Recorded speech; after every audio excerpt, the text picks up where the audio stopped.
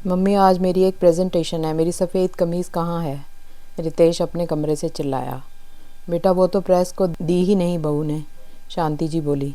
ये नीति भी ना, अब मैं क्या पहनूं? नीति नीति, रितेश चिल्लाया। हाँ, क्या हुआ? नीति रसोई से बाहर आ बोली। तुमने मेरी सफ़ेद कमीज़ प्रेस को क्यों नहीं दी? रितेश बोला।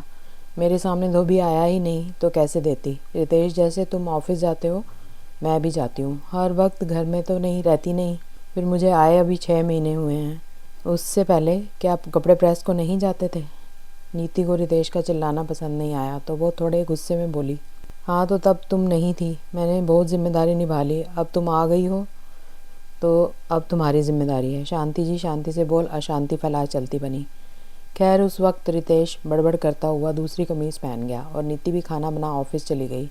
आज उसकी भी एक ज़रूरी मीटिंग थी। ऐसा पहली बार नहीं हुआ था कि किसी काम के ना होने का ठीकरा उसके सिर फोड़ा गया हो, जबकि सारा दिन शांति जी घर में रहती हैं, पर मजाल है कोई काम कर दें। मम्मी जी, आज मुझे थोड़ा लेट हो जाएगा मीटिंग के कारण, आप ज़रा दाल चढ़ा दीजिएगा, नीति ने शाम में ऑफिस से फ़ोन करके सास से कहा। मैं तो बाहर सत्संग में आई हुई हूँ, मुझे भी देर हो जाएगी आने में, शांति जी ने जवाब दिया। नीति ने फ़ोन रख दिया। वो सोचने लगी, शादी के बाद सारी जिम्मेदारियाँ बहू पर क्यों आ जाती हैं?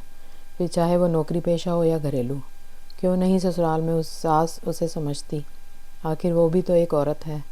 इस स्थिति से वो खुद भी गुजरी होती है। उसने घड़ी में टाइम देखा तो फटाफट मीटिंग के लिए चली गई। मीटिंग ख़त्म होते होते 7 बज गए। उसने फटाफट स्कूटी उठाई और घर की तरफ भागी। घर पहुंच के उसने देखा सासू माँ आराम से सोफे पर बैठी टीवी देख रही हैं। वो कपड़े बदल रसोई में भागी। बाकी सारे काम को तो उसने सहायिका लगा रखी है, पर खाना शांति जी को बहू के हाथ का चाहिए। रसोई में आकर उसने देखा दाल नहीं चढ़ाई गई थी। घड़ी में 8 बज रहे थे। रितेश कभी भी आ सकता था, उसे आते ही खाना चाहिए होता है। दाल बनाने का विचार त्याग कर उसने आलू मटर की सब्ज़ी बना ली, क्योंकि दाल के साथ भी एक सब्ज़ी बनानी पड़ती। इतना समय था नहीं। ये क्या, बस एक सब्ज़ी, दाल नहीं बनाई आज? रितेश खाने की मेज़ पर बोला। महारानी जी आई ही देर से हैं, अब बहू के राज में यही होगा, रूखा सूखा मिलेगा, जबकि आज तक यहाँ ऐसा नहीं हुआ। नीति के कुछ बोलने से पहले शांति जी तपाक से बोली। यार नीति, क्या करती हो तुम? वैसे तो हर काम को सहायक है, 2 काम खुद करती हो, वो भी ठीक से नहीं होते तुमसे, रितेश बोला। मम्मी जी, मैं ऑफिस गई थी तफरी करने नहीं, और मैंने आपको ऑफिस से बोला था दाल चढ़ा देना, आपने तो भिगोना तक ज़रूरी नहीं समझा, नीति गुस्से को पीती हुई बोली। हाँ, तो मैं भी तो सत्संग में थी, आकर मैं थक गई थी। वैसे भी इतने साल गृहस्थी चलाई, हमने सारी जिम्मेदारी उठाई, अब तुम आ गई, अब भी हम उठाएं क्या? अब तो ये सब देखने की जिम्मेदारी तुम्हारी है, शांति जी हाथ नचाकर बोली। मम्मी जी, बहू के ऊपर उसकी शादी के बाद सिर्फ काम की जिम्मेदारी नहीं डाली जाती, बल्कि गलतियों की जिम्मेदारी भी डाली जाती है। भले बहू नौकरी करे पर घर के काम भी करे। कुछ भूल चूक या समय की कमी से कोई कमी रह जाए तो उस गलती की जिम्मेदारी केवल बहू की ही होती है। भले वो घर में नहीं होती, पर धोबी को कपड़े वही देगी, सब्जियां वही लाएगी, बिजली के बिल, गैस, सबका ध्यान वही रखेगी, क्योंकि वो बहू है। अगर इनमें से कोई काम समय पर नहीं हुआ तो गलती सारी बहू की। नीति आज अपने मन की बात बोल पड़ी।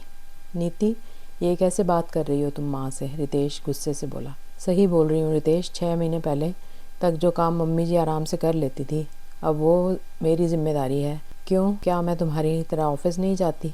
अगर ये सब काम करना मेरी जिम्मेदारी है तो मैं ऑफिस छोड़ देती हूँ, क्योंकि बिना बात गलतियों का ठीकरा मैं अपने सिर नहीं ले सकती। नीति ने अपना फैसला सुना दिया। अरे नीति, नौकरी छोड़ने की बात कहाँ से आ गई? चलो, बिजली, गैस और सब्जी की जिम्मेदारी मैं लेता हूँ, और कपड़े धोबी को मम्मी दे दिया करेंगी। क्यों मम्मी? रितेश नीति के नौकरी छोड़ने की बात पर बोला। जोरू का गुलाम। ये बोल शांति जी शांति से खाना खाने लगी।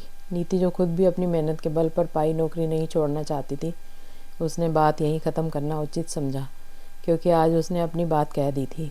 अब हर गलती का ठीकरा उसके सिर नहीं फूटेगा।